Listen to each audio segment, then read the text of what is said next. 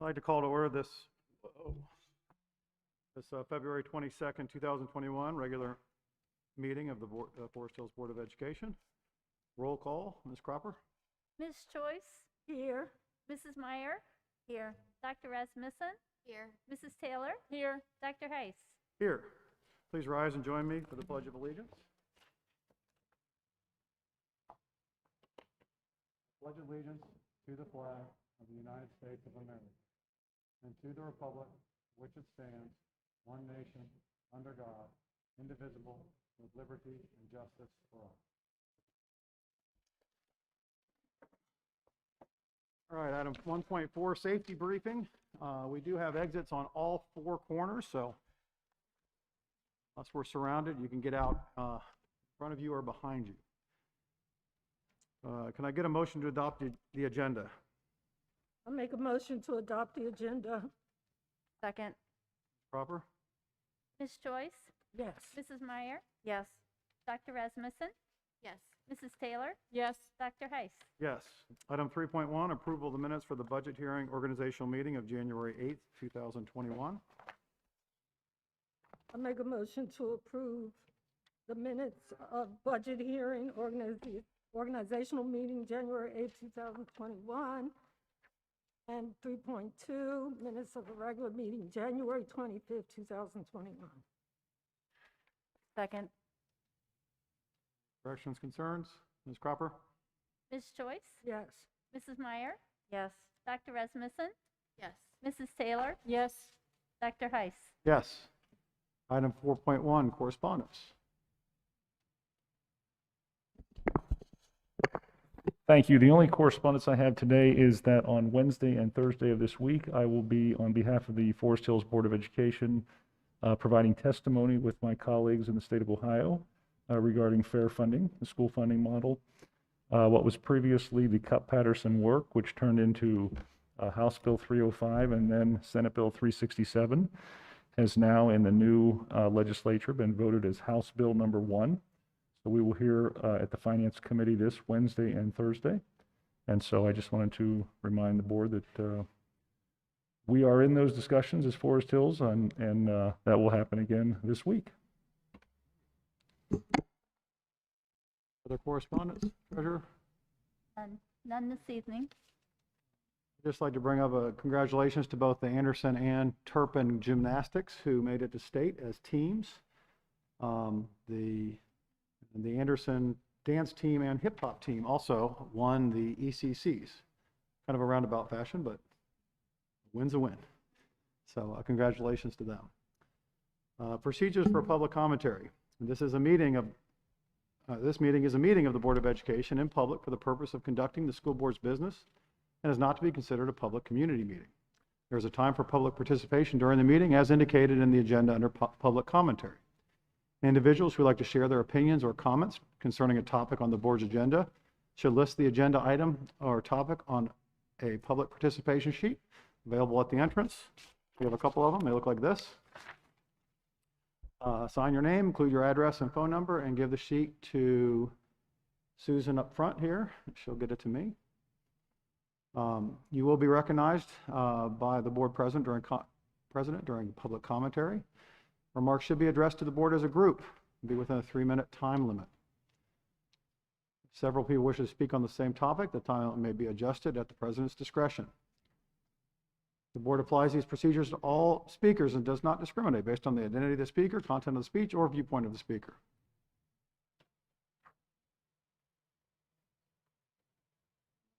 Of course, we try and limit to about 30 minutes, but right now we just have 2. Looks like we might have a couple.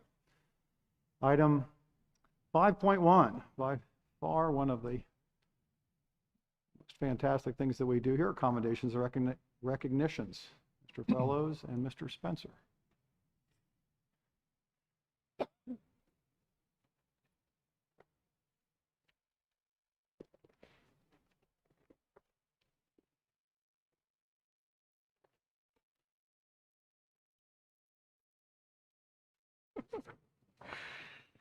Thank you very much to the Board of Education. Wow, this is a hot mic. It's great to see everybody. I would like to point out that the sun set this evening at 6:23 p.m., and that is a good thing. we're getting closer and closer to spring. And also, as a good thing, is the opportunity that we have around this time every year to talk about some incredible students and highlight their academic achievements and also who they are as individuals.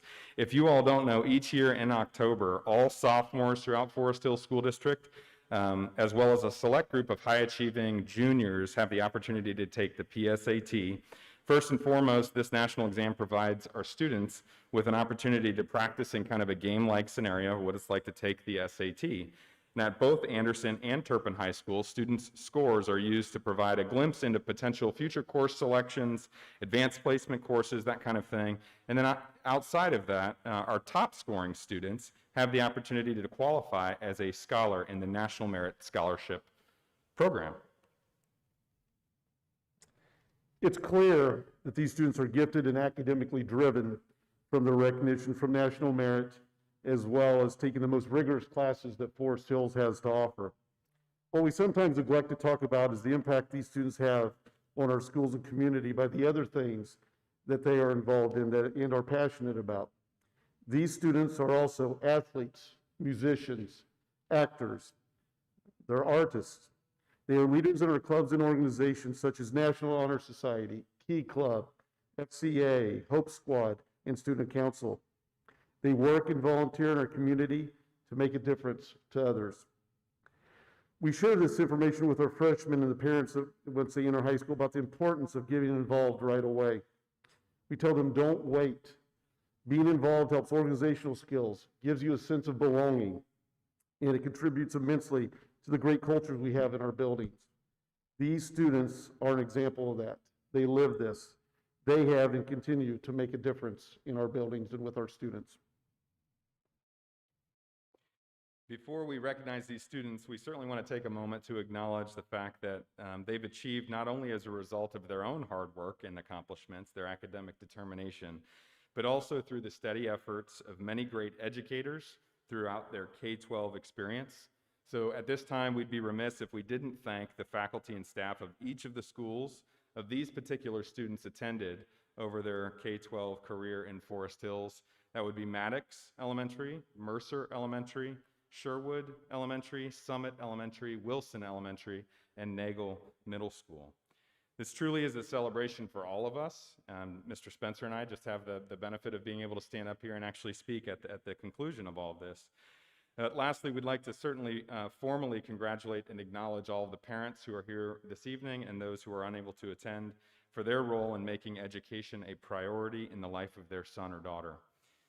It truly takes a village raising kids, and we're incredibly grateful to live in such an incredible community. The top 16,000 students qualify as National Merit finalists, representing the top 1% of all students nationwide who took the exam. Forest Hills has 12 of the 16,000. At this time, the superintendent recommends the board commend the following students for their achievement and distinction for having been named finalists in the 2021 National Merit Scholarship Program and present a certificate of commendation to them. When we call your name, students, please walk to the front and just line up here along the front row here, spread out and socially distance the best you can as we present you your certificates and give the board an opportunity to recognize you. At this time, we'd like to recognize the students from Anderson High School. Elijah Lind.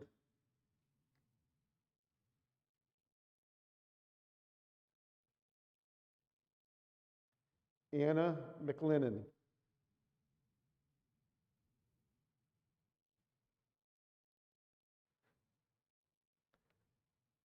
Leah Moody.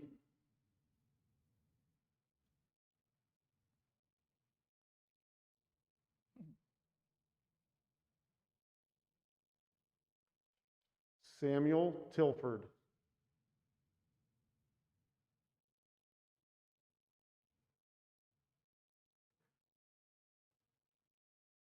And Rachel Waits.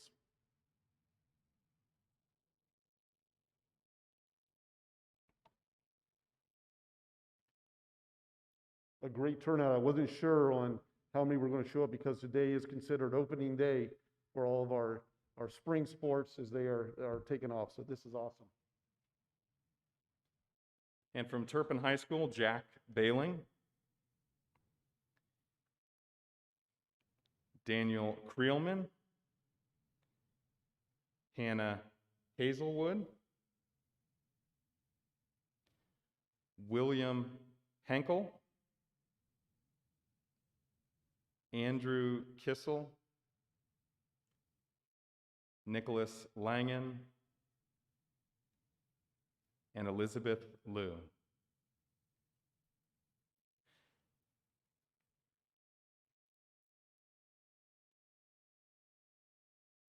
Members of the board, it's kind of nice to have to keep moving back further and further, even though we have a few students missing. It's great to have this many students honored. Congratulations, Dr. Heiss. Make a motion.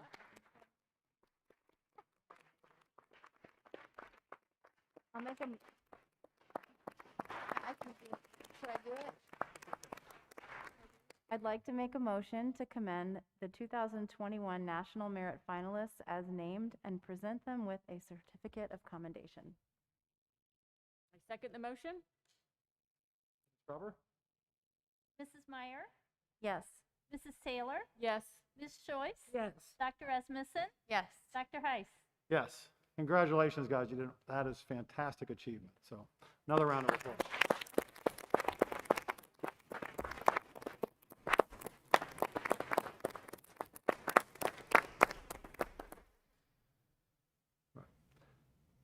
Now, as is customary, you don't have to Yeah, I run the know. gauntlet Well, today. and typically they're going to shake hands too. We're not doing that. So you Not know. doing that, so thank you for coming.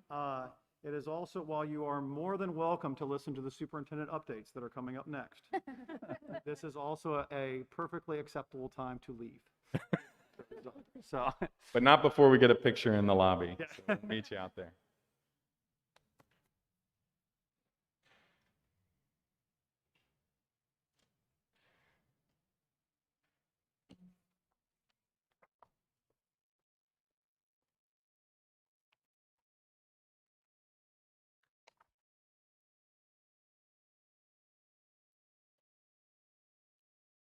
all right. That is a fantastic accomplishment. All right. Item 6.1, superintendent updates. Mr. Prebles. Thank you. During the board's February special work session, common themes emerged. First and foremost, high-quality instruction and technology and innovation that supports learning for all. Tonight, myself, Greg Sears, and Steve Meese will talk to you a little bit about technology in our school district. The board also discussed cultural competency and the opportunity to increase diversity among its staff, effective community engagement, and communication. Each have been and were once again identified as important, along with laser-like focus on financial planning, efficiency, and program sustainability.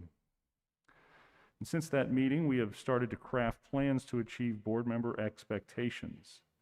Tonight, we'd like to share newly developed technology plans and propose that the board move forward with a multi-year, multi-tier, sustainable, fee-based, one-to-one technology plan.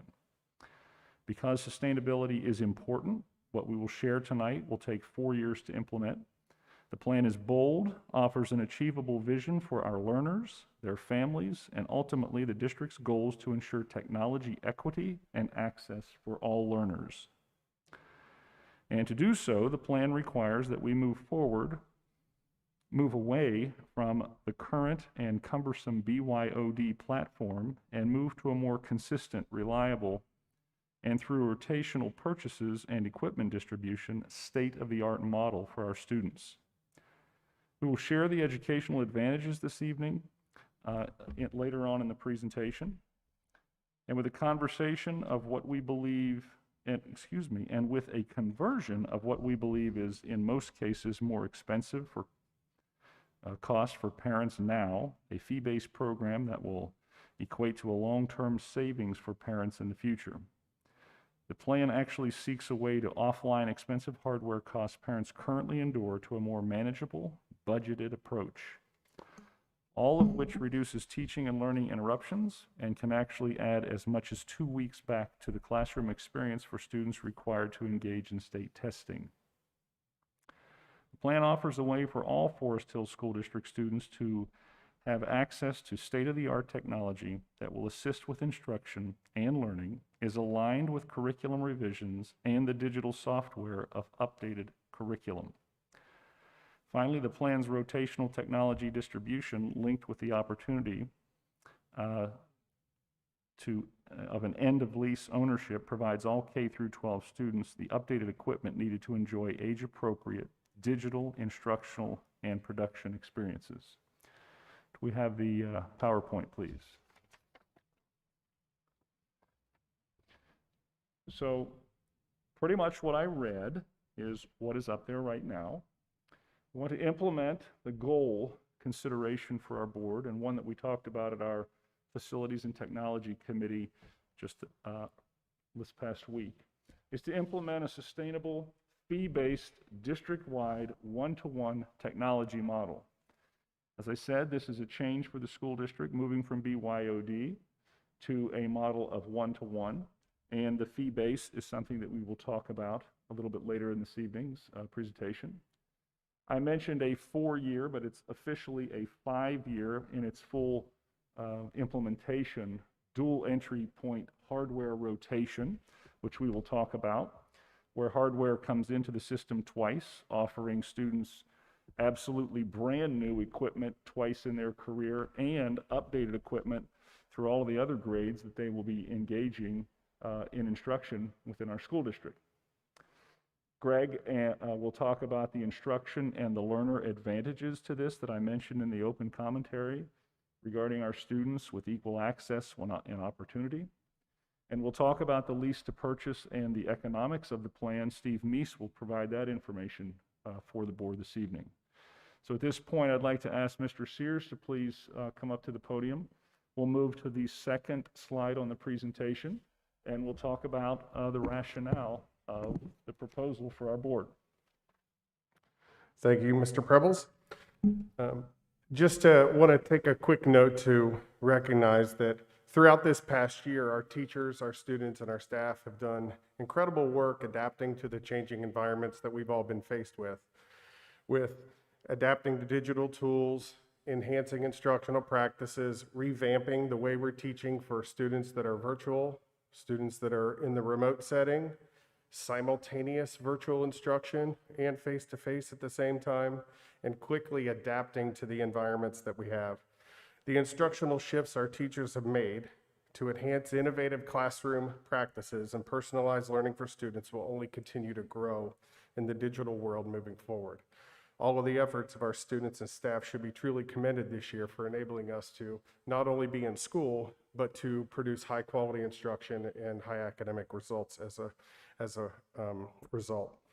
A number of years ago, an innovative administrative team and an extremely supportive Board of Education adopted a bring your own device technology plan for Forest Hills School District in grades 7 to 12. This plan was innovative and allows for true personalization for students to access devices that work for them. The BYOD concept was widely accepted as an innovative approach, and this district was on the forefront of innovation on this concept. As the emphasis on technology resources, changing curricular resources, and the requirement for communication, collaboration, and connectivity has increased, the BYOD plan becomes more difficult to manage, support, and utilize each year. It's created inefficient instructional practices and is stressing our available technology resources. Over the course of this time, some challenges have surfaced as we work to instruct students in a variety of learning methods. The lack of consistency in devices our students are utilizing to access learning has identified significant gaps in equity with students. There's been inconsistent access to learning as we have an ecosystem of devices that our kids are using every single day that require support, time, and management. There is an increased need for technology support as a result of this. The inefficient classroom practices are used to diagnose individual device issues, and often, in what we experience, and Mr. Prebbles outlined this briefly, is a lack of appropriate devices that access required state testing. As a result of some of these challenges that we've been facing, that have certainly been exposed during a world where we've been required to, in a time frame where we've been required to teach digitally, that will only increase moving forward, we are proposing an end to the BYOD program in Forest Hills School District and believe that our students need a device that is similar in nature, modernized, ruggedized, up-to-date, and allows equal access to learning for all kids. This plan enables all students in our district to use a similar technology device that will connect effectively to our network, align with our curricular resources, and be supported in an efficient manner. Each student having the same device will create equitable access to resources, anytime, anywhere learning, as these devices will go home with students every day in grades 2 through 12, and enable teachers to efficiently and effectively implement instruction. All students working in the same technology tool will allow for continuity, consistent updates, and increased teacher efficiency. BYOD requires a significant amount of support from our forward edge technicians for connectivity, software applications, and online resources. This sustainable technology plan that we are proposing to implement eliminates compatibility issues with online programs, as everything we purchase, everything we utilize for curriculum, instruction, and assessment will be able to be utilized on these devices. State testing can be accomplished in a much shorter time frame, reducing the impact on instruction and schedules. For example, this spring in Nagel, Turpin, and Anderson, all of the required state testing that we're completing, we're sharing just under 400 total devices for a significant number of kids. And what that creates is a rotational schedule that it's going to take us 24 days to complete state testing this spring. Those 24 days mean 2-hour delay schedules, block schedules, and consistent interruptions in instruction that are going to take place for 24 school days, which is greater than a month of school time. If we were in a one-to-one device program, we can accomplish that same amount of testing in 8 days. So a significant instructional benefit for us to increase the effectiveness. This creates a long-term plan of consistent integration of new devices, which I'll outline in just a second on how we would create the rotation. Mr. Meese will talk a little bit about more of the warranty and the lease-to-own option and what the efficiencies that create in support and technology. And truly, this reduces the need for parents to spend additional resources on very expensive laptops that, frankly, our kids, we would provide them through a Chromebook, and they will have all the resources and materials that they need. So in order to do this, we're proposing to implement a $75 annual technology fee in grades K through 12. This would be implemented starting the 2022-23 school year, so approximately 18 months from now. This fee will create long-term sustainability so that we can adequately replenish the devices for our students. We will constantly have a cycle of new, update, modern devices that will align, support, connect, and we can implement through instruction. If this proposal is approved and our board does approve, we would look to implement this next school year. So the elimination of BYOD would start for this coming school year, the 21-22 school year. Utilizing available grant money, the first year of the sustainability plan would be without charge to parents. So we would utilize resources that we have, plus the current devices that we have in our system, and we would implement next year without a charge for parents. This gives each student would receive a device in our district in grades 2 through 12, and they could use that to transport to and from school. Again, the anytime, anywhere learning. The fee would start 22-23.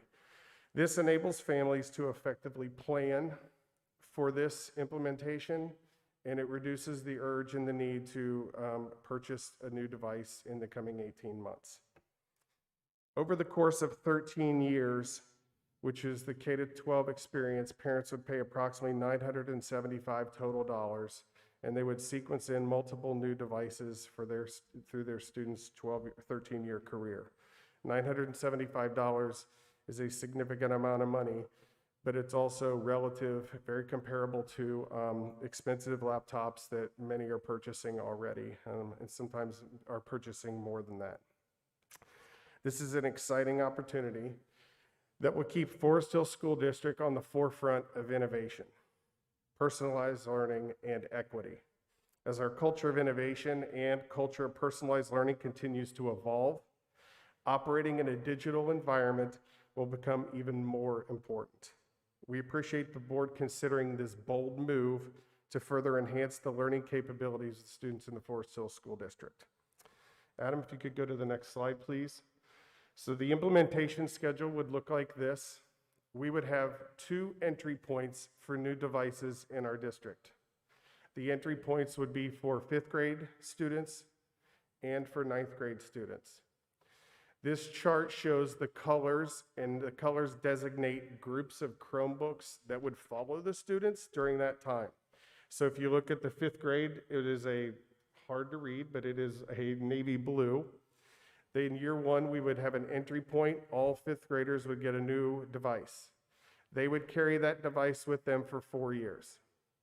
After the 4th year, that device would cycle back to early grade levels. So if you follow the color where the blue is for 4 years, what would be the equivalent of the lease that Mr. Meese will outline in a second, those devices will cycle back into our lower grades.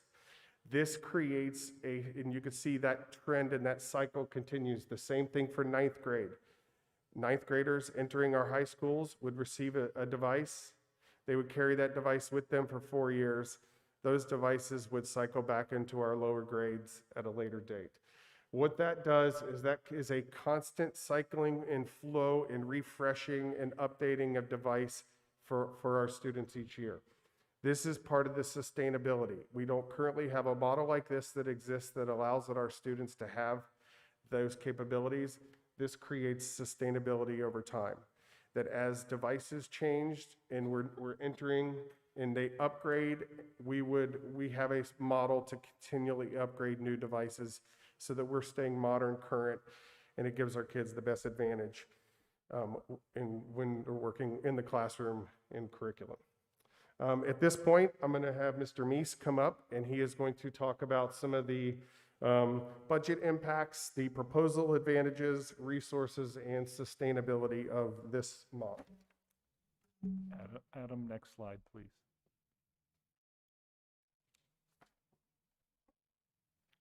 Good evening, everyone. That is a hot mic. All right.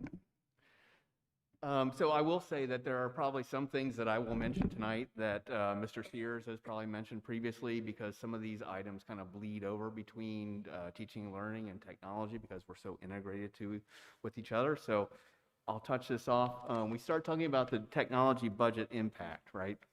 So for me, as far as the technology budget go, what this proposal does is it simplifies the budgeting process. There are no price fluctuations that we know of from year to year. So when we go into a lease like this, we know exactly what the cost is going to be. We know what the cost of the devices are going to be. We know what the cost of any coverage is going to be for accidental damage. We know what the cost of the Google Chrome license is going to be. This also lowers the initial outlay for the purchase of devices from the technology budget. And so what that means is, as opposed to putting up front a large sum of money to acquire the large number of devices that we need, we can put forth a smaller number of dollars up front. And what that allows for is that allows for a little bit of flexibility in my budgets per se, because instead of putting it all towards Chromebooks, that gives me an opportunity to put some towards Chromebooks, and the rest of it could go for teacher devices or devices that are in the classroom or devices that are in labs in the buildings that need to also be budgeted for. That also allows for just a little bit more flexibility in the way that we're budgeting as far as other things for the infrastructure. There are a lot of technology needs in the district. Just to remind everybody, there is a Chromebox in every classroom. There is a projector in every classroom. There is a TV in every classroom. Every teacher has a device. So there are many devices that we need to support throughout the process that we're doing.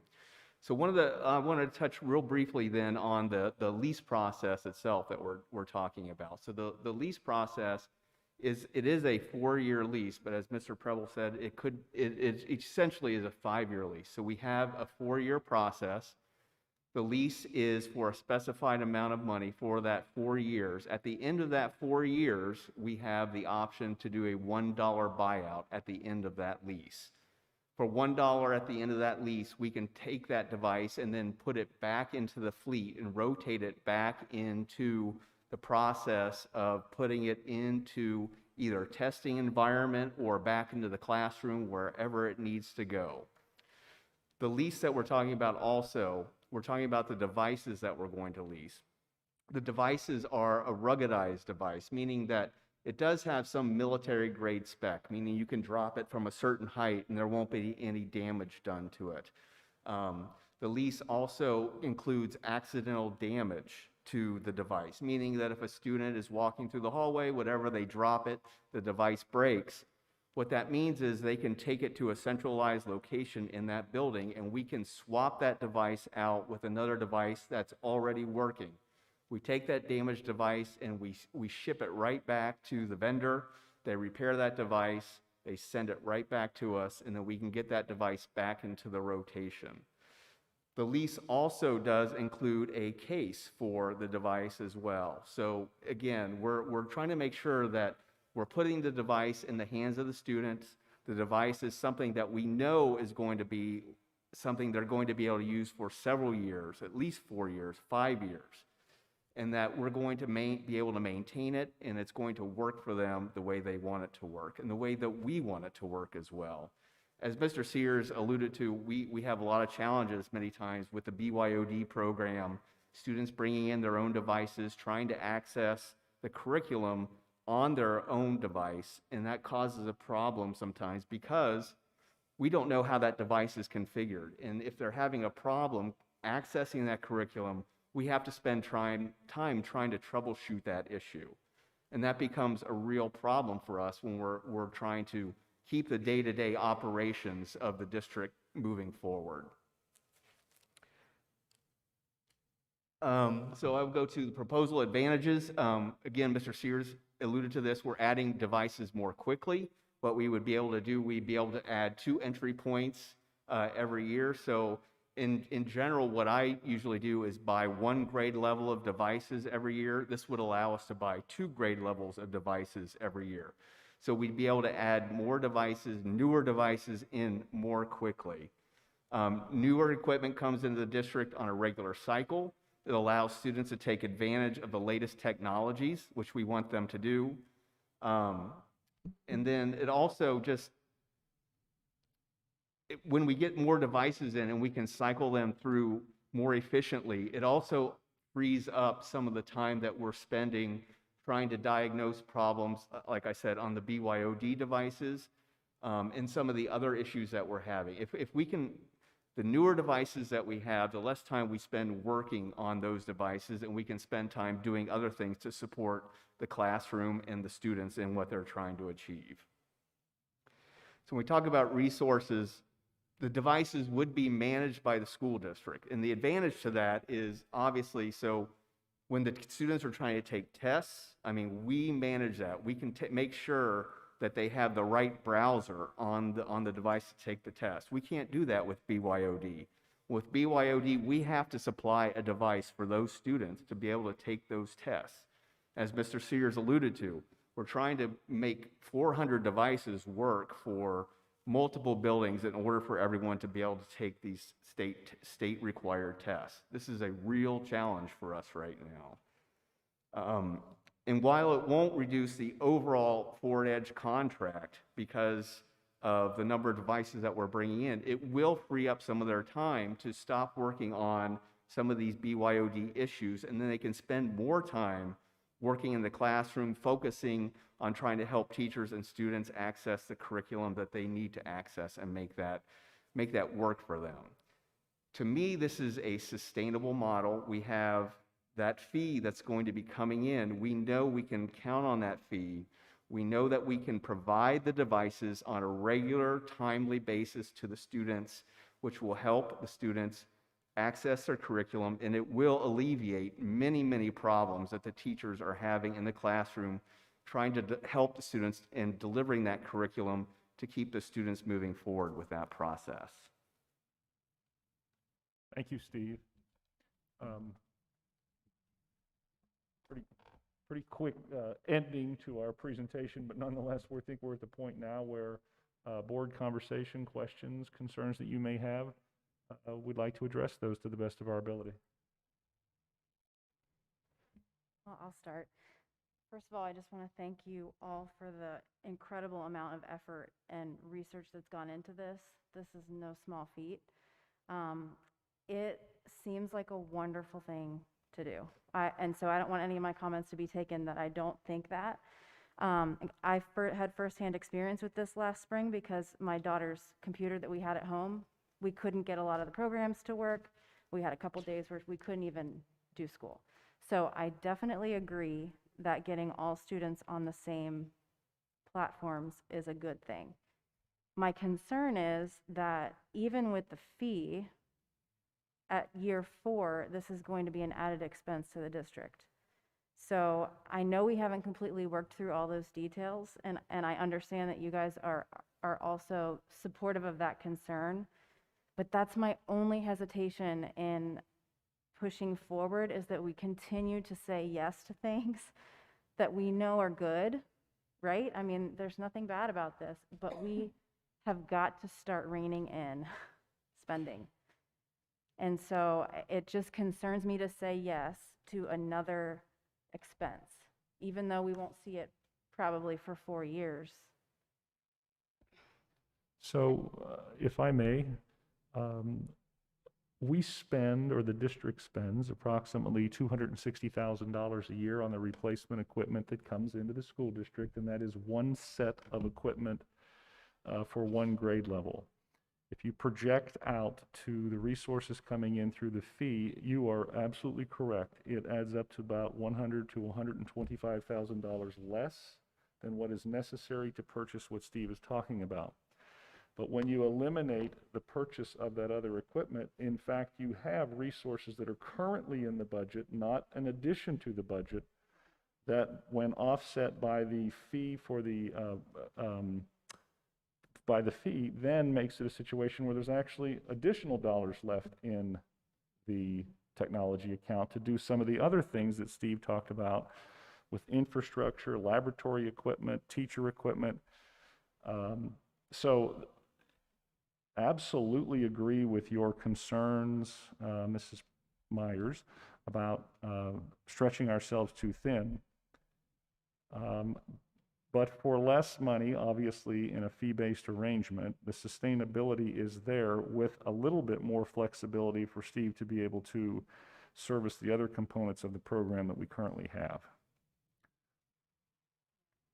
I appreciate that. And you all have done a great job asking or answering all the questions. I just want to make sure that we address it so that everyone's aware that Forest Hills continues to try to make the best decisions for students and to deliver the best education, but it costs money. And I think there's no question that we want to be able to provide computers that allow our students to test in a proper amount of time. The way we're doing it now isn't working. So I don't know if anyone else has comments on this too. I would say that's very fair. I mean, I'll go through my list that I had. I mean, the reason I like it, it provides consistency and efficiency, which we talked about. I mean, I think in the long run, it's more economical all around. And we did talk about trying to move this cost into a permanent improvement fund. But of course, that means the next levy would come through. And so that's a possibility to start to move it under that, which it really should be, right? I think we kind of all agree that's where this type of expense should come from. But I am not for a levy. I mean, this whole past year, I've been trying to not get us to that point. So, but the other part is, I mean, a lot of schools have a one-to-one device. And a lot of times when I had to get it for my kids, you know, a lot of people are like, you mean your school doesn't provide it? So I think we were behind on getting it to this point. I think this is the right decision. So I agree with the plan. Like I said, we experienced it. We had to get our own computers, right? So when my kids are in class, and this has been for several years, some things work, but it depends on which class it is. Engineering, my one, she cannot access some of the stuff. It just doesn't work with it. And I think you said in some of those classes that have specialty needs, you will have special devices within there. So they will have their own device that everybody can use. And if you have a class that has extra needs, that device will provide the additional subject matter that you need to cover that. And so I absolutely understand. I'd rather cut something else and get this going. But that's my thought on it. I think it's where we need to go.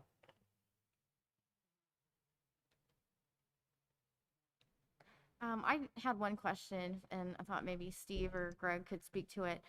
You said, I think Steve, you said at year 4, the device will then filter down to the younger grades.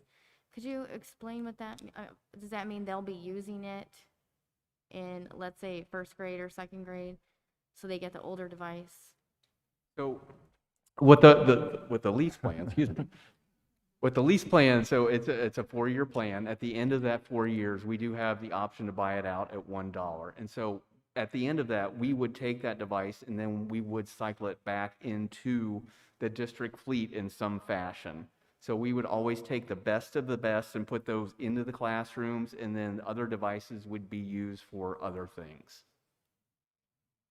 I agree with just about everything else everyone has said. I mean, one of our priorities this year is to create a more, sustainable plan of action for every area that we're working in. And I think this is the step in that direction. And, as Scott noted, there will be a replacement cost, but it's significantly less than currently. So ultimately, it feels like the right move for me. Just one thing, I know that Scott did send us some information, and it looks like, and I could be wrong, that in the long run, it will save us money. Is that correct? It will help us be able to distribute dollars that we are currently spending in one particular area, which is on pieces of equipment, to be able to leverage that in other areas of the district. So, to be very candid, straightforward, this is not an actual savings model. It's a model that redistributes our resources based upon a fee that we believe is appropriate based on the cost of equipment that parents are actually already going through to ensure that their kids have BYOD. So if we all kind of reflect on our own homes, for $975, your child over the period of 12 years will receive 2 brand new pieces of equipment and 1 piece of equipment that is age appropriate for the work that they will be doing in the classroom. Unlike a couple of young men that I know that live under my roof that have had several pieces of technology over time, which have added up to significantly more than $975. So for us, we're trying to take the board's lead. Let's look for innovative ways to provide high-quality services in an economic fashion that is sustainable over time, that is not reliant solely on going back to the voters for levy resources. In this situation, that is the plan that we're trying to move forward with. And I'm certain that there are some costs along the way that we have not calculated here. But in that is the fact that with the fee, some of those costs that we may incur over time are actually able to be dealt with in a more flexible manner, because not every single dollar in Steve's budget is going towards the purchase of technology.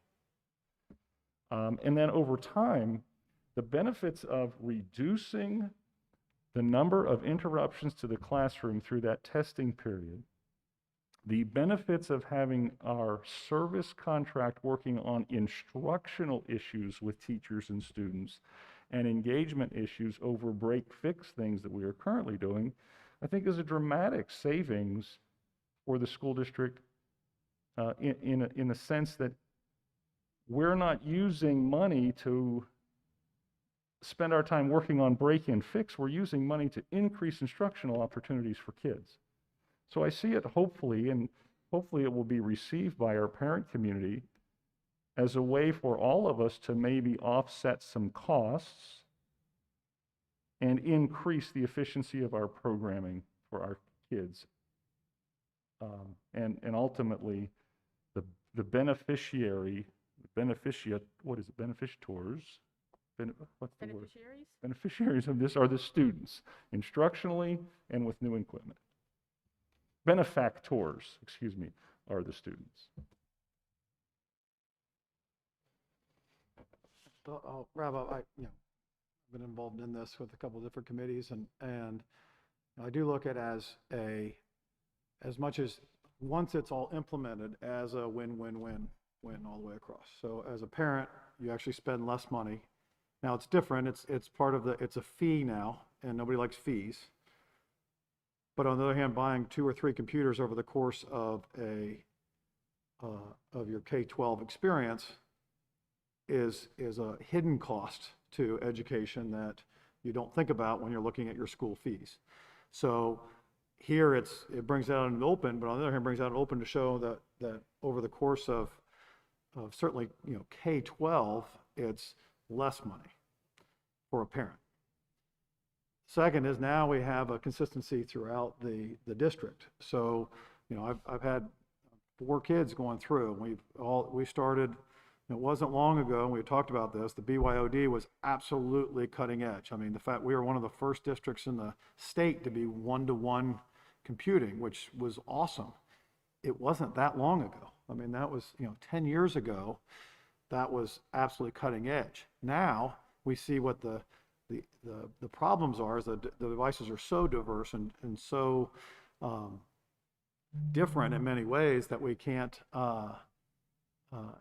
We're spending more time just keeping those devices talking to each other as opposed to the actual curriculum. So I see it, that, and then having a consistency in, I look at it as almost like a lease model for a car, in that, except for if you wreck your car, you can just pick one up right away and you miss a beat. So and I have children that would challenge that on all levels. So having that ability to do that, I think would be great. The change from our last discussion on it, and and frankly, when I talk with people that have just bought new computers, that was the first thing. Is I just bought a new computer, just did, and now I'm going to have to pay a fee for another computer when I just bought one. So there is a little. So long term, I see it as straightforward, good for the district, good for the students, good for the parents. Short term, there's a little challenges, and I think by deferring it a year, I think that helps alleviate some of that, is that you have a little lead time before doing that. The additional lead time we've learned this year because of COVID-related circumstances, that equipment isn't necessarily coming as fast as it used to, and with the many companies that are shipping materials to schools, there's a lot of competition out there right now. And in this model, with some innovation coming from Alana Cropper and Greg talking along with Steve and Mike Broadwater, the pushing back of that fee to ensure that parents are not paying a fee without having the equipment if there's a delay is really important, because we want the experience to be good for everybody. And most importantly, our parents before the school, right after students. So the delay is twofold. Both of our board members in the Facilities and Technology Committee had a real concern for parents who had already purchased equipment. We built that in based on that feedback. And the second part was that we wanted to ensure that the technology would be here. If it comes next November, it will be here in November. If it's here in August, it will be in the students' hands. If there's a delay, we'll all work through that together. But we didn't want to have a fee-based program without the equipment being here. That would not be a very good start for a program like this. Thank you. I think we have a little bit more coming up and further on in our agenda. Any other updates from the superintendent? No, thank you. Now we are up to public comments. I have 2 sheets in no particular order. Ms. Tara Loudenberger.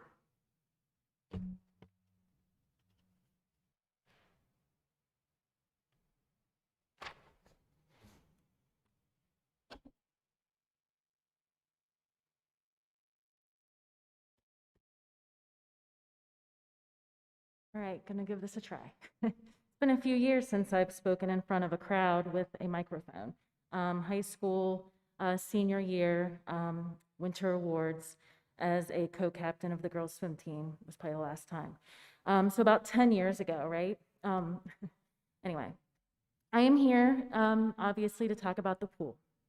I come here as an alumni, class of 95, state competitor, and co-captain. I come here as a community member, a taxpayer, and I come here as a parent, probably most importantly. For 2 years, the pool has been empty, and I believe it's too long.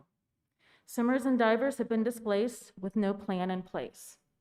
2 years of no swim and gym, no lifeguard classes, limited practice times for Nagel swim, and no Nagel diving. 2 years of swimmers being told that they can't be a part of the team because they do not have enough pool space. One of the most inclusive, lifelong skills for students of all abilities is limited in our district currently. The bond levy supported renovate to new, we were told, for Anderson High School and Turpin High School. Supported 2 football fields, 2 tracks, 2 soccer fields, 2 baseball fields, and maybe 2 pools? Why weren't the pools included in those renovations? Years of renting out the pool space to other swim organizations. My family grew up swimming in Anderson High School's pool as Barracudas, as high school swimmers, competing in many home meets, including sectionals as well. So where did all that money go? Is it possible to have the rental fee continue to fund the Anderson High School pool in the future? You know, what currently the plan right now is that they're sharing Turpin's pool. But what happens when Turpin's pool needs a costly repair? Then what? What is the best plan for our district? Is it 2 old pools? Is it 1 new pool of a shared space? Community members are talking and we are concerned. Alumni, parents, community members are growing more aware about the pool and growing concerned over the lack of a plan and communication. I understand the pool has been made a priority for the year, and I greatly appreciate that. What we need is a long-term, financially sound plan for the pools in this district. To recap, funding. Where is the money that should have been allocated for the Anderson High School pool? Repairs. If the district is aware of the repairs for the Anderson High School pool, then the decision-making and planning should begin. Impeding student involvement. In the past 2 years, students are being turned away from one of the most inclusive, individualized sports due to the lack of pool space. Anderson students do not have the opportunity for lifeguarding classes or swim and gym. And 2 years is long enough. Advocating. I really hope our district leadership is advocating for all aspects of a pool plan. It is a large project that requires a great deal of time and knowledge, and many people should be involved. Thank you for your time. Thank you. Next up, Dr. Osterday.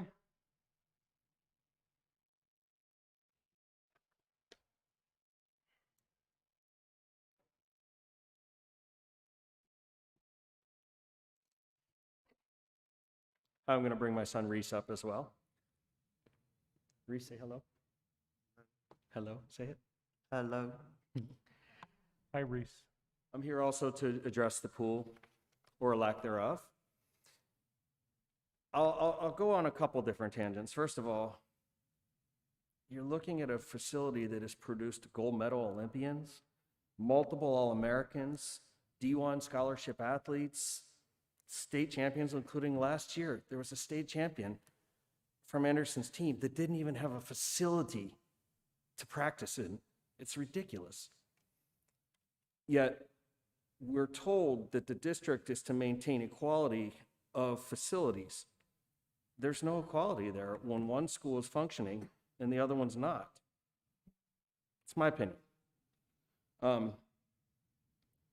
Reese, as you can probably tell, has special needs. Reese has autism, mild cerebral palsy, epilepsy, a bunch of things. Reese really can't participate in most programs, particularly sports, within the district. He can swim. He swims very, very well. Slowly, but very well.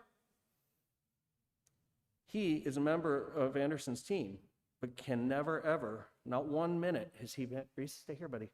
Reese, come here. He's never been able to swim in his own school.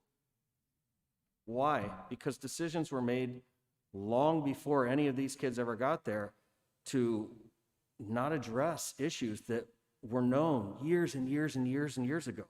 I truly believe nobody on this board had any decision in that, but you do now. You do know that there's kids that aren't being treated fairly, special needs kids like this. When he's swimming, every kid on the team, every male, every female, the whole entire team stands on the side and cheers for him. He really wants to get cheered for in his own school. It's not fair. We talk about inclusivity and diverseness and everything else. He's not being treated fairly. I don't know what else to say. I've heard about private funds being raised. There's been discussion about private funds being raised to fix the pool.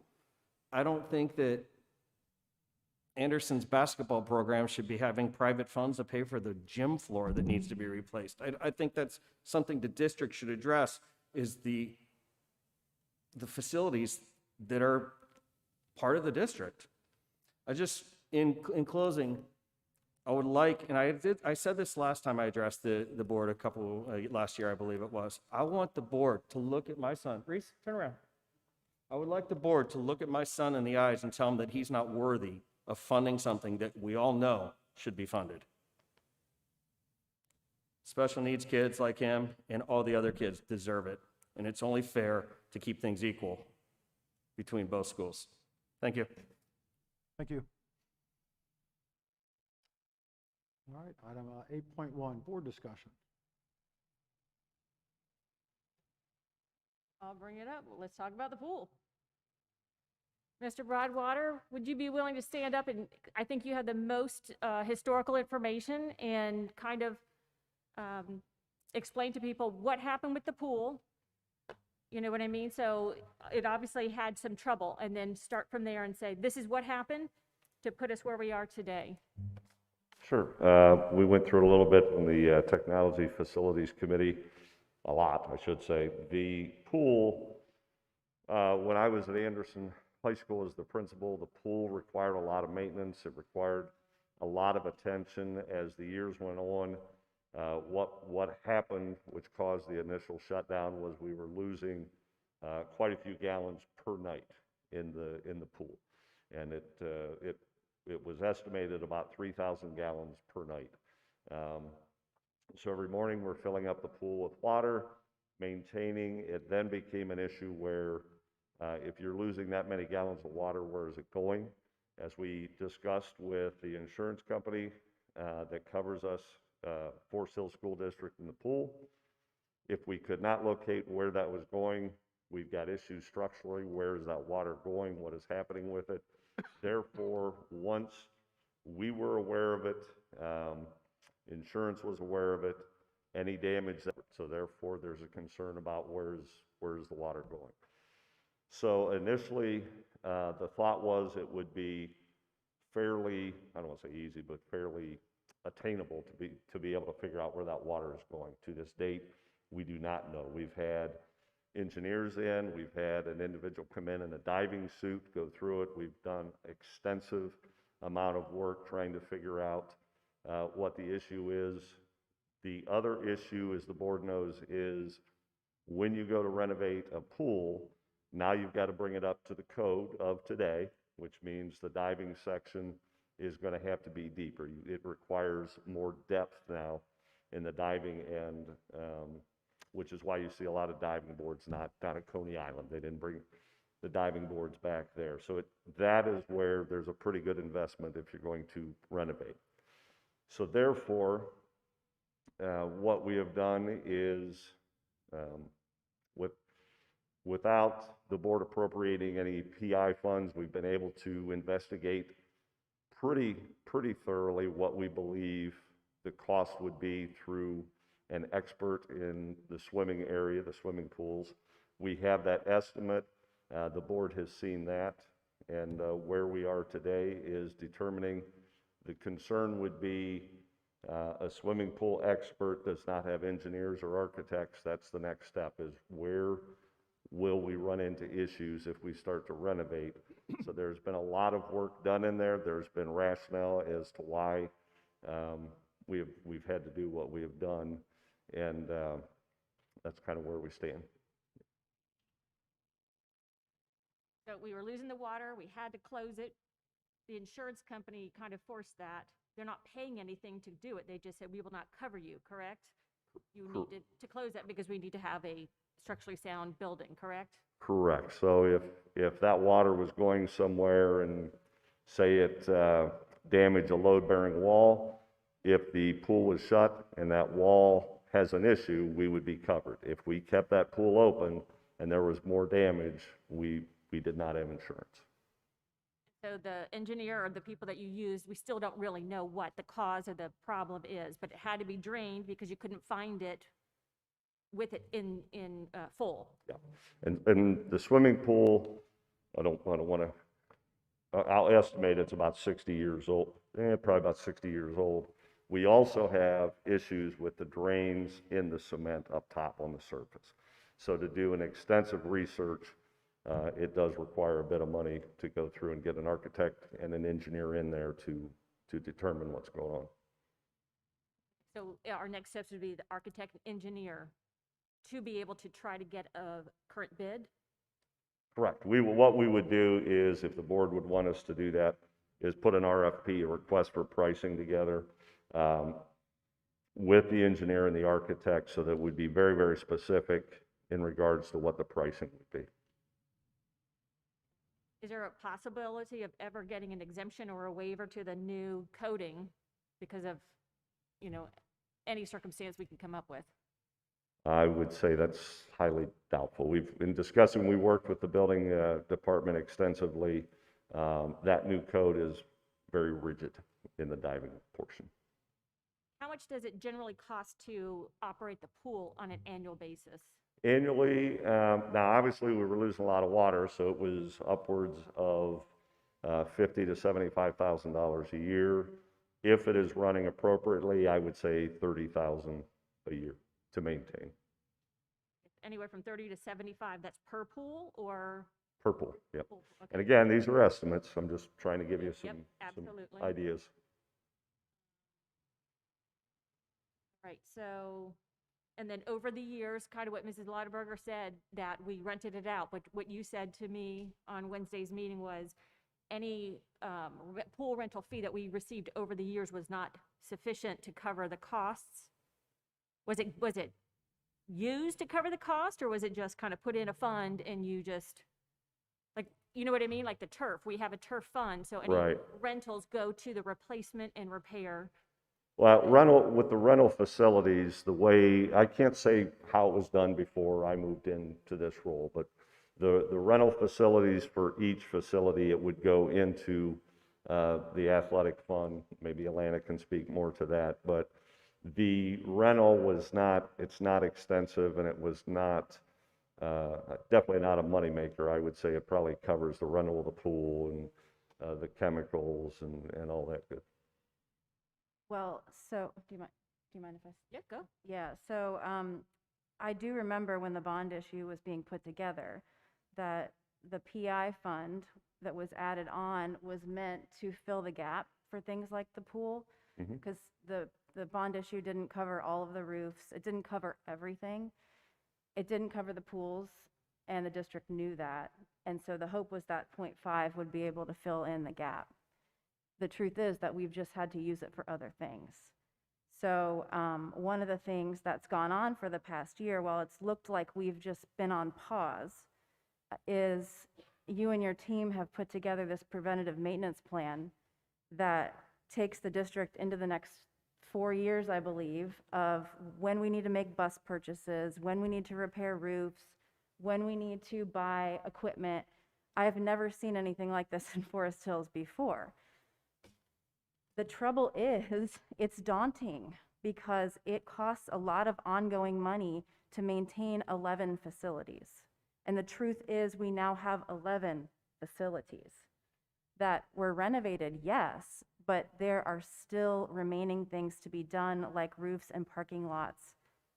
And so there isn't a pot of money to do this from.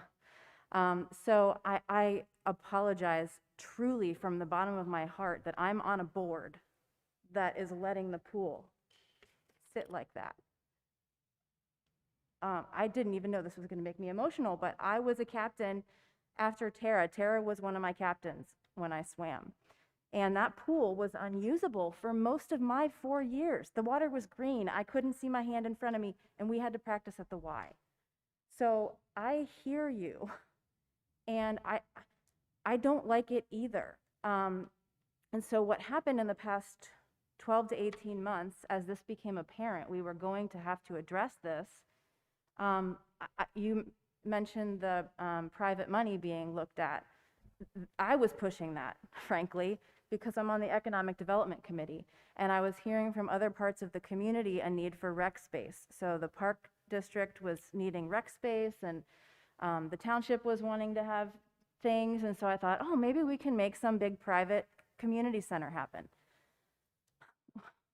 They formed a subcommittee, and for a year we worked towards something, maybe with the Y, maybe with the township.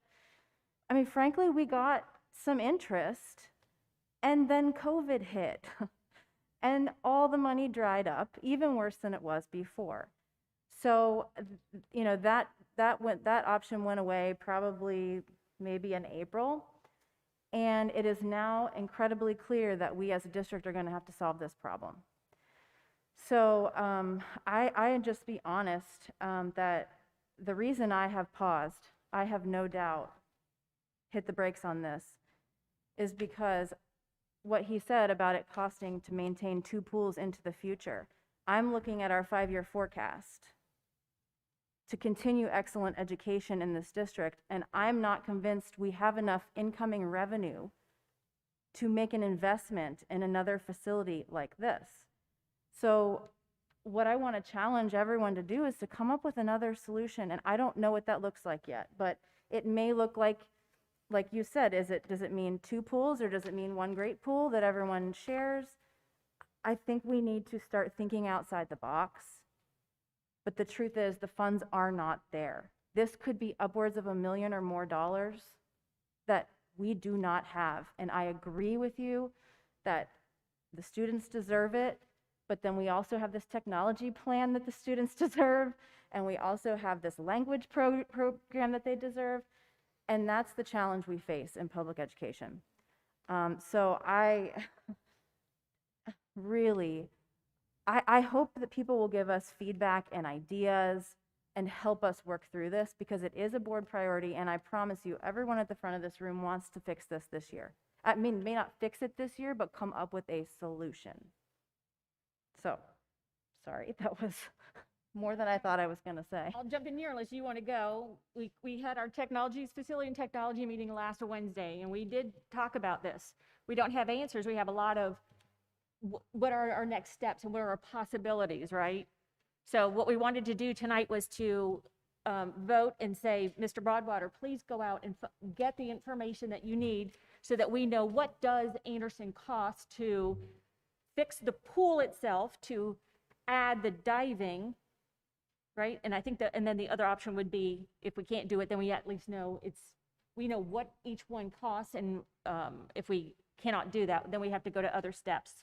This thing keeps moving on me, sorry. So I would like to have a vote on that. Can we do that tonight? I don't think we actually need a. I don't think you need to vote because This is less than, so, you know, for the rest of the story too is, that came up in our meeting is, so right now, we don't know what we don't know. So we have a pool person basically that came out and gave us some ideas. Now that pool person also can help fix the ideas. So it's, you know, having been through the bond issue, you realize that whatever the first number is not even remotely that number. It's always a lot more. And you throw in a big body of water and that is even more apparent. So, in fact, we had some saying, you know, that, hey, it was about 300,000, we could do something. And then there was a lot of interest in that. So then we said, hey, okay, let's show us what that is. And, oh, well, actually, maybe it's more like 700. You're like, wait, that's not 300. So the bottom line is, and I think that's the point is we don't know. So I think it's worthwhile. What we want to do is we want to find out what our options are. What do they cost? I think someone said, hey, I want to know what the, you know, if you know what the repairs are, just figure out how to, well, we don't know what the repairs are right now. We don't know what the cost to fix it is. And then, so we don't know that as an option. So to move forward with finding out, getting those details. So we have an idea. Understanding I still don't trust it when it comes out, but at least if we have an engineer and architect involved, we'll have a better idea. What I was going to, yes to all of that, the architect, we have been in contact. He was involved when the swimming expert, the company came in. He's been involved. I've been in contact with him. It'll be a fairly quick turnaround if the board asks me to proceed. We've already got an individual out of Columbus, Ohio that we believe is an expert when it comes to the engineering of a swimming pool. And so we discussed, you know, the one option is going out and taking a look at what does it mean for the diving. With that is the big unknown there in some regards because of the depth. So thank you. Yeah. So that's the idea, is to find out what it would cost to keep the swimming pool open. And then what additional cost would it be for the diving? Because that is, I mean, I think everyone here has been to Coney Island. We all grew up diving off those boards that don't exist now. So when, you know, the question is there any chance to, if Coney Island can't get an exemption, then a school district's going to have a really hard time. So to have those, just to know what those are. And then to Elizabeth's point, there has been some more ongoing ideas for something, some more collaborative ideas. We just had a meeting a couple weeks ago with the Y again, where there may be something there, but we have to find out the information. And that's what we're doing now, is to find out if there could be you know, what is the best for all of our students. Is you know, a possibility of a Forest Hills Aquatic Center or something along those lines. It's, you know, this is all long term, but on the other hand, it can get going. I mean, if enough people come together with it, it can happen. So, so where we are now is looking at, you know, we've made it a priority for the year.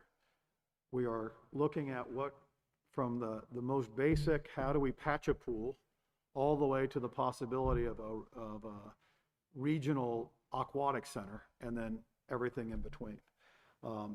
And not wanting to drag this, you know, out over the course of years is to get moving on this, is to start getting that information, is to find out, you know, it's not only we need an RFP for the RFP, but to find out, to get information on that. Realizing that, and I think somebody else said that, is, I mean, Turpin's 5 to 10 years behind this one too. So we have to start looking at our Forest Hills Aquatic program, our swim program, as a whole, not just as this individual problem, but as, and Nagel, of course, is, I see Anita nodding, is, you know, that's a big program too. So there's a lot of needs for pools, and how do we best address that? So, you know, I hope you get out of this is that this isn't something that we're just coming up with. We are actively involved with it just in the first 2 months of this year. Understanding that it's frustrating, as I don't have a great answer for you. In fact, I haven't heard any great answers. just a lot of good questions right now. So I think we move forward finding those answers so we can start making more decisions. Dr. Heiss, for a little context in this discussion, back to where Mrs. Myers started. The district has about $750,000 per year for PI functions. The pool, depending upon the severity of the problem, is $1 million. The technology that we just talked about, absent of the innovative funding that we're coming up with, is nearly $1 million.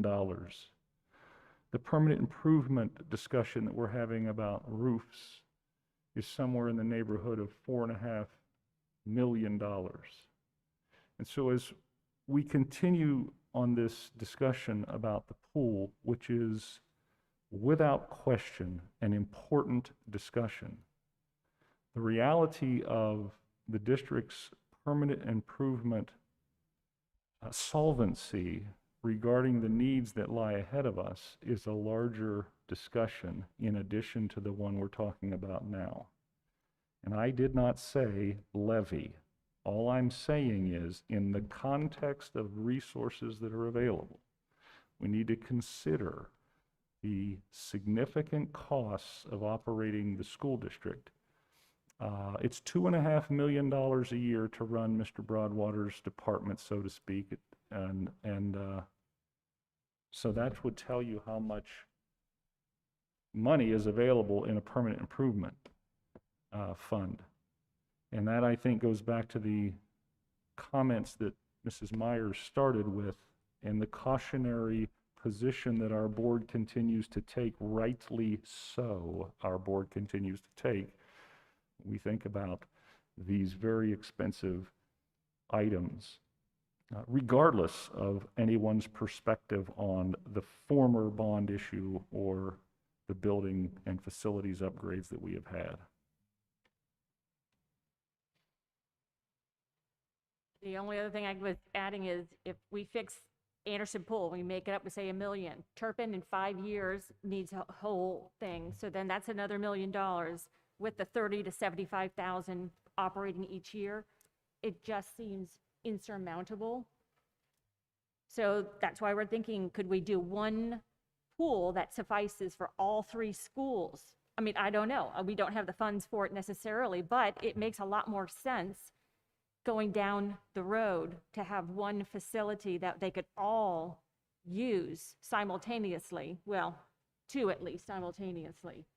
I mean, it's just a thought. That's what we're all trying to scramble of what are the possibilities. I mean, everyone knows we have a policy that's going to be coming out, I guess, March 11th. We're going to have the policy committee going over something called naming rights. Everyone knows at Anderson, they're trying to get money to change the name. So if people are willing to give high dollars, they have the ability to name to have naming rights. So there is no policy, so they have to go through the process of identifying it and putting it in place before you can go down that road. You really can't promise anybody anything until you have a policy and criteria that runs the policy. But if people are willing to give for that, I mean, is that even a possibility for this? I mean, I don't know, but I'm scrambling. I can't talk for everyone else, but what makes the most sense? Try to define it, and then how do we make it happen? That's where I think we are, right? Well, there was a lot of interest. So for the fact that we had a subcommittee through the Economic Development Committee, there was a lot of interest. It just, in that circumstance, there were so many different entities involved that I think that's really why we weren't getting anywhere. I think if as a district we decided this is what we want to do and we took on the project from that angle, it would go differently. Ed Bachman was involved in this too. So looking back on it, if we were to pick it up again, I think we would just lead it ourselves and not involve all the different groups. And you know, if we decide that's the best way to go, I would be happy to do that because we did it before. I think it's worthwhile to, let's find out. Let's find out what we have. And there are models out there. I mean, that's, you know, the Mason pool is funded entirely or primarily by the city of Mason, has nothing to do with the school district. St. Xavier been doing 5.5 million for their pool, all out of private donations. West Claremont got tax money from Union Township for theirs. So there are different possibilities out there for bigger. Now, I would imagine if for something like that would be a bigger project, but maybe a more encompassing project. On the other hand, we don't know if that's there or not. So that's where finding out, you know, what we need to do with our own building, I think is worthwhile as well in the short term. So. Well, and just one more thing. Go ahead. I just wanted to add 2 comments. One, throughout this process, we need to have every single option on the table, even the ugly ones. That's how we're going to make the best decision ultimately. And the second thing I want to say is I've repeatedly heard this year from this board that we can only operate within our means. I've repeatedly heard that. And that's true. I agree. And at the same time, everything our speaker said and the emails that we've received this week, everything they say is true. Your feelings are valid. And I desperately wish we knew exactly what was wrong so that we could write a check and it wouldn't cause financial ruin so that we could move on. It feels like a dire situation. And every single person on the board said we have to make a decision this year. Like, we have to figure out what's happening. So just please know that everyone is on the same page with that.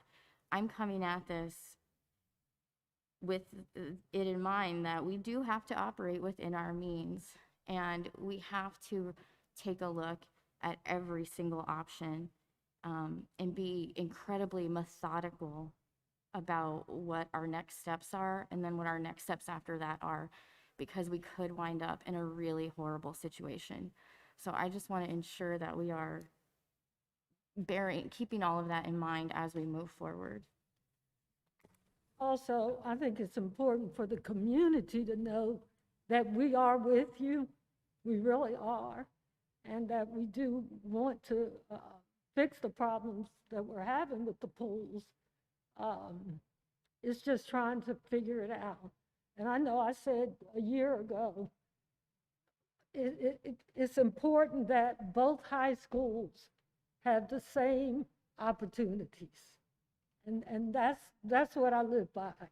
You know, let all of our kids afford the same opportunity. So just know that we want this. We really do. And we'll do our best to try to figure it out. And it's good hearing from the community. It's always good. Get your opinion. I'm sorry, I missed one last comment I wanted to make. I think somebody out there in the public was talking about the Seven Hills Church is coming on board at the end of the month of February, and that is they're renting out Titus Auditorium. We do get rental fees. Those rental fees are dedicated to Titus Auditorium. That's another facility that needs assistance, that needs renovations. So those funds, I just want to make sure people understand, those funds are dedicated to Titus. Yes? Okay. I have 2 other topics for open discussion, and I know we're taking time. Virtual Wednesdays. Can you give us an update about Virtual Wednesdays for 4th quarter?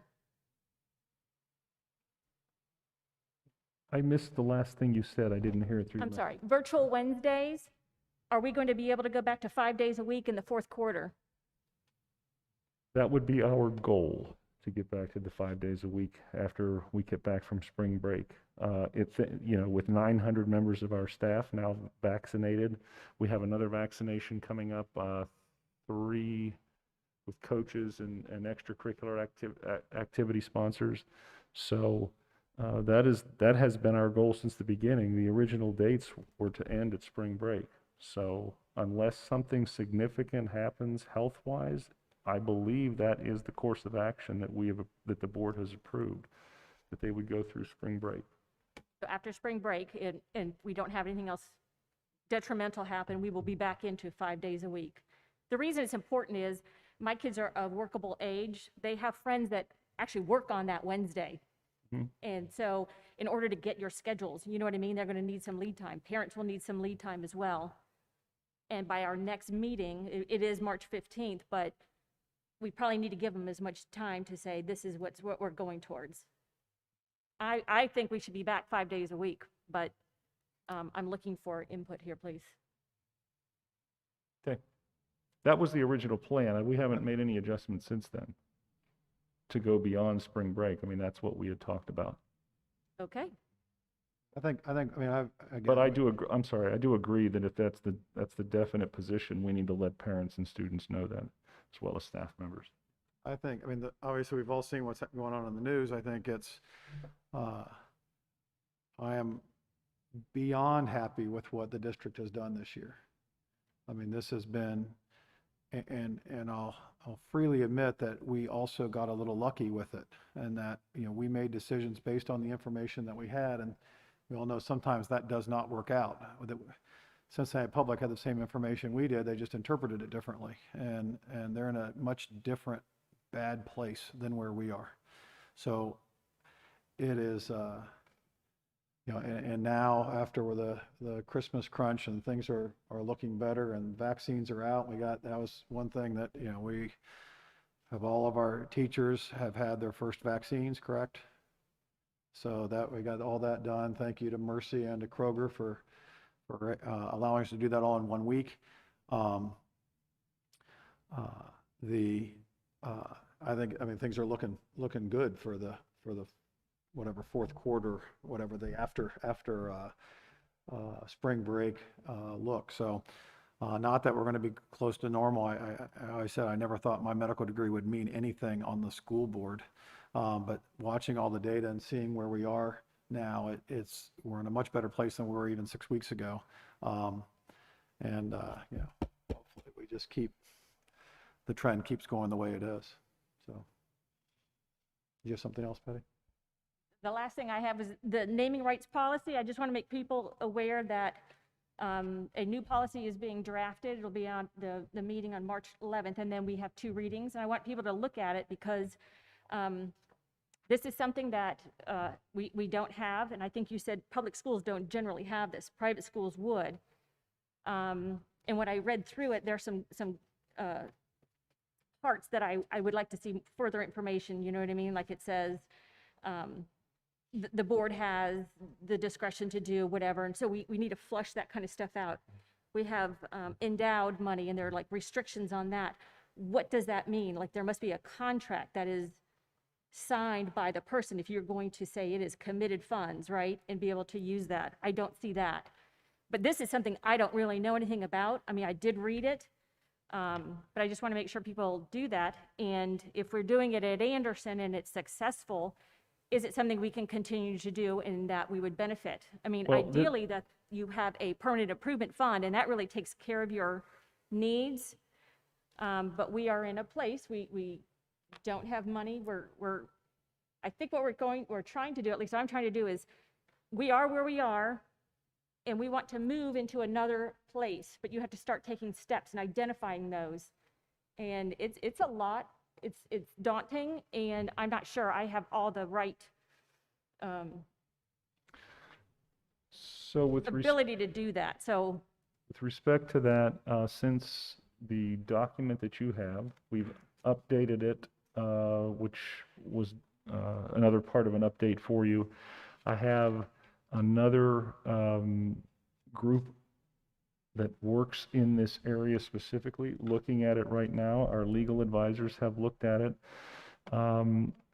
It's important for people to know when we meet on March 11th, that is a committee of the board. It will review this policy as well as probably 18 or 20 additional policies that will come to the board at the March 15th meeting. That's the first reading, and then there will be a month for people to take a look and ask questions, come in and talk with us about this particular policy. But it is important to recognize that we currently have an honorarium policy in the school district right now, which the school has been using for years and years and years, which has worked quite well. With the advent of some fundraising initiatives taken on at Anderson High School, we found that there is a policy that's necessary. We probably need to take a closer look as we think about the future and the possibility of having additional resources coming into the school district. So your points about being very careful about what that looks like and really vetting it out, well taken from our perspective. But there are two significantly different policies. One is for naming rights, which is the one that we're talking about. The other one has been institutionalized and working quite well in Forest Hills for years. I agree with your points on that. We're getting it vetted even as we speak right now. When it comes to the 11th, that committee will see the final draft, and we'll go to if they make adjustments or have questions, certainly that will influence what it looks like when it comes to the board on March 15th. And then obviously the board will have questions at that, and then that influences what it looks like if it comes back in April to the board for a second reading and final approval. Yeah, so it's something different. We looked into it. It's not a common public document. Neola, who's the main policy gurus of the state, don't have a policy on this. So we're working with them. We're basically doing something that probably is a major part of I think, of the future of public education as well. We've seen it in the private sector, and we've certainly seen it in the colleges. And in fact, that's where a lot of it's coming from. So we're being intentional moving forward with reviewing with the policy committee and then the two readings. So the clarifying point there is it's not just for Anderson, it's for the entire school. The policy is for the board and the entire school district. All right. We good? All right, moving on to item 9.1, district insurance. Mr. Broadwater. Thank you. Item 9.1, I did send the board a description of what this item is. The purpose is a renewal of the flood insurance policy that covers the board-owned auxiliary services equipment at Miami Valley Christian Academy. The cost is $20,146, which we will then, Forest Hills will then in turn invoice Miami Valley Christian. We just need to make sure that we have the insurance on that auxiliary equipment, which is basically technology. The superintendent recommends the board approve the renewal of the flood insurance with American Bankers Insurance Company of Florida through Berry Insurance Group as presented. And I will move on to 10.1, yes. Human resources, I will point out a few items, and again, we did give the board a description. First and foremost, when you talk about Anderson swimming and diving, there is no bigger advocate than Debbie Gallagher, who is retiring at the end of this year. We were sorry to see Debbie go. I have sat in Canton watching her divers, our divers, many times in the state tournament, and she's done a great job with the swimming and diving. She is also a health PE teacher at Anderson. She has been teaching with us for 13 years, and her resignation for retirement will be effective at the end of this school year. So we wish Debbie and her husband, Pat, many happy years upon retirement. Under the classified, we have a couple retirements. Harold Allen, who has been with us for 7 years as a custodian with Maddox, had a couple students go through Anderson. It has been a very dedicated employee, and we thank Harold very, very much for his service. Gary Conway has been with us for 30 years. He is the head custodian at Mercer, has done a fantastic job for the 30 years he has been employed at Forest Hills School District, a very loyal employee. You may recognize Gary's name as he is the president of OPSI 177. Gary and I have had many, many conversations that have been difficult conversations, and Gary is always extremely professional, but also advocating for his people. So we will miss Gary as he moves on to retirement and has done just a fantastic job for the kids here at Forest Hills School District. The other item that I will point out is item J. That is the MOU for the OPSI 177 health aides. In meeting with Gary, it was determined that our health aides have been given more and more responsibility when it comes to maintaining records. This year especially, I can tell you our health aides, and these are the 6 elementary health aides, we have asked them to do many, many different things, and I'm sure John Eckert would echo that.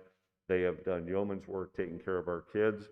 The 4 extra days, I did give you the rationale for it. It basically is for the medical documentation before school and after school, and it will be up to their principal in terms of how they will use those days. So since the regular board meeting of January 25th, staffing has remained constant at 779.36. The superintendent recommends that the board approve the personnel items as listed.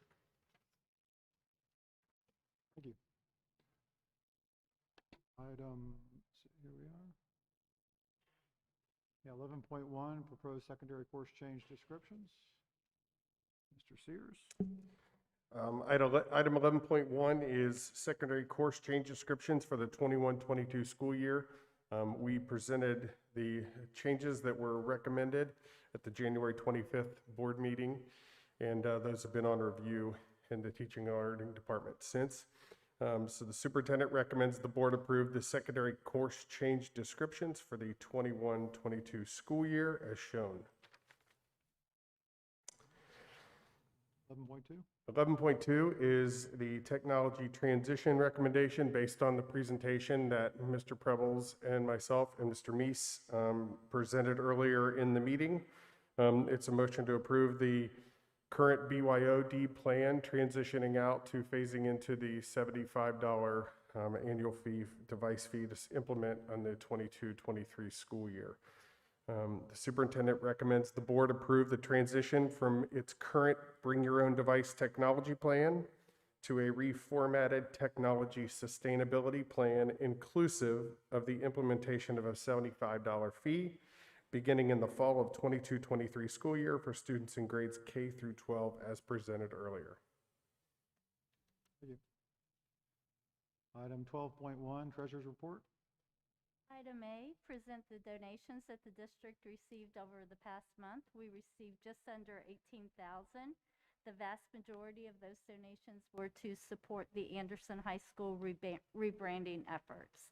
Item B is the cash activity statement, which presents all revenues and expenditures and all board funds from the beginning of our year through January 31st. Item C presents the general fund, our 5-year forecast fund receipts for the month and the fiscal year to date ended January 31st. As you can see, January was a high cash flow month as typical, whereas we received $10.4 million as an advance on our first calendar year half 2021 real estate collections. Items D and E present the expenditures for the month and the fiscal year to date. With 58% of our fiscal year complete at the end of January, we've spent 56% of our appropriations with another 4.6% encumbered. So spending is tracking exactly where we would expect at this point in the fiscal year. The January 31st bank reconciliations are presented in agenda items F and G. Appropriation adjustment detail is presented in agenda item H. And the Anderson High School logo rebranding fund detail is presented in item I. I respectfully request that the board approve items 12.1A through 12.1I as part of the consent. I can a motion to adopt the consent agenda items 9.1 through 12.1. Make a motion to adopt the consent agenda. Second. Second. A second. Ms. Prober? Ms. Choice? Yes. Mrs. Taylor? Yes. Mrs. Meyer? Yes. Dr. Rasmussen? Yes. Dr. Heiss? Yes. Item 13.1, Anderson Township Economic Development Committee report. Tomorrow? Item 13.2, Finance Committee report. We have not met this year. Item 13.3, Forest Hills Foundation report. Dee is not here tonight, but she sent me some notes. All right. So, let's see. The Forest Hills Foundation just made a donation to the school district to support esports and robotics for $13,000. Yay. And another $13,000 in teacher grants were awarded recently. Also, they will be opening the Forest Hills 5K registration next week. This is one of the biggest fundraisers, so keep your eyes open for that. That's all. Item 13.4, Human Resources Committee report. Ms. Meyer? We have not met. That's a new one for me. Yep. Legislative liaison report. We got the update from Scott about House Bill 1. I don't know if it carries more import because it's 1, but it sounds good. I guess there's been ongoing testimony. I see even this week they've been doing that. So there's been testimony about the fair funding bill. Beyond that, we did all hear about the governor emphasizing opening schools and the distribution of vaccines for people so that they could open schools. Again, I'm very pleased with where we are with our teachers and our administration have done a fantastic job this year in very challenging circumstances. So there's a variety of other smaller bills that have been out there, most of which will cost us money and unfunded mandates, but no major bills that are pending. So policy committee report, sounds like we have a meeting. We'll meet March 11th. March 11th. Safety committee has not met. Teaching and learning committee, we are setting up one for the first part of March. Technology and facilities committee, I think you all know exactly what happened on Wednesday now. We went over, we had 3 major topics. We had the technology report, we had the pool, and we had naming rights discussion for facilities, and all of those have now a better roadmap. And the Forest Hills Teachers Association report, Ms. Lauber.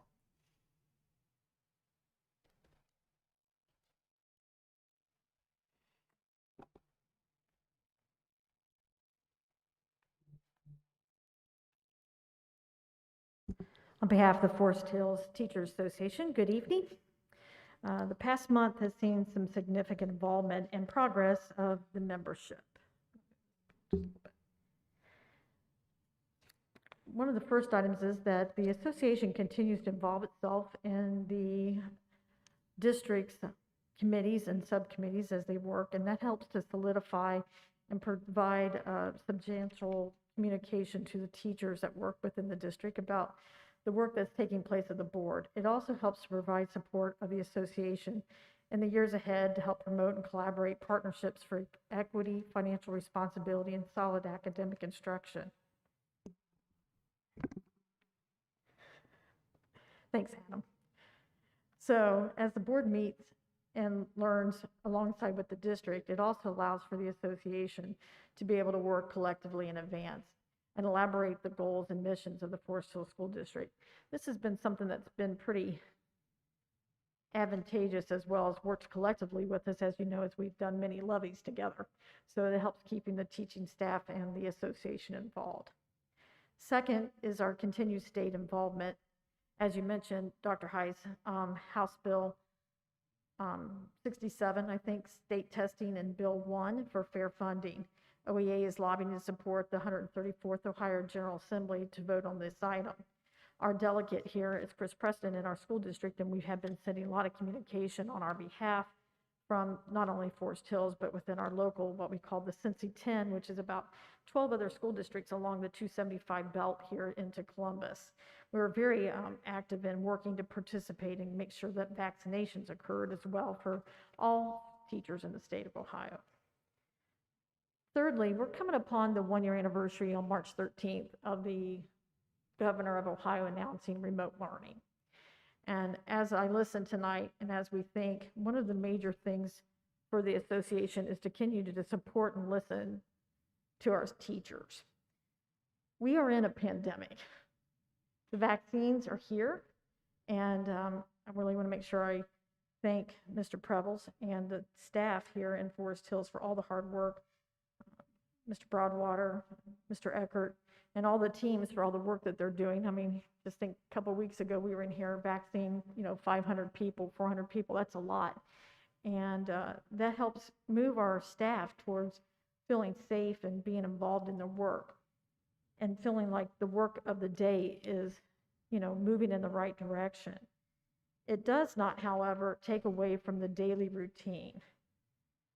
We are working daily in mask, cleaning services, separating students, managing the mitigation of the county and district protocols. Those things haven't stopped, and nor will they stop. We're not out of this. That's daunting work. I heard the word daunting tonight, and it is daunting work. It's very difficult. How many times a day am I going to tell a kid the mask has to go above your nose? Stay in it or this, separate. Those things are still part of our workday. They're still part of the things that still have to happen.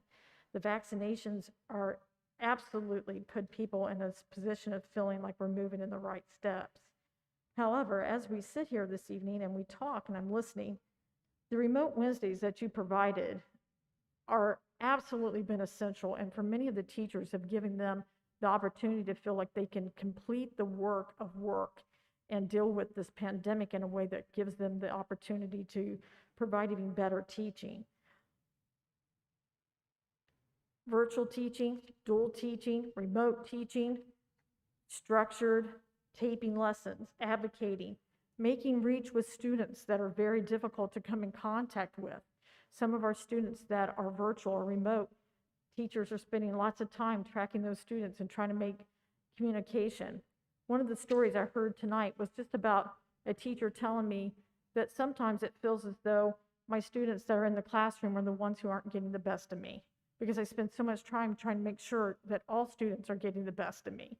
And for a lot of staff, that day and that time provides the opportunity for them to be able to work collectively and to prepare lessons and then advocate with their students to try to make sure they're reaching them and helping them learn.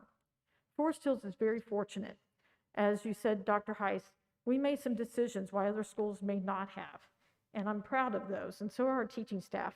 When we surveyed the staff, 92% of our staff that we surveyed out of our membership felt that being here was the key, most important thing to successful education. Supporting those people, and as you have with Remote Wednesdays, to allowing Mr. Prebles to make decisions when we need them, when we see hot spots, those things are not over. And we still need to make sure that we don't forget that the most important thing is that we're providing the ability for our teachers and our students to work to learn. And with that, I want to thank you. And thanks for the vaccines again on both sides. I appreciate that very much. All right, before we go into executive session, our next regular meeting of the Board of Education is on March 15th. It will be in person in this room. We do not anticipate any actionable items after our executive session. We're going to get a motion to move into executive session. Item 1. I'll make a motion to adjourn the meeting tonight. No, we're not adjourning yet. Sorry. Yeah. No, make a motion for executive session.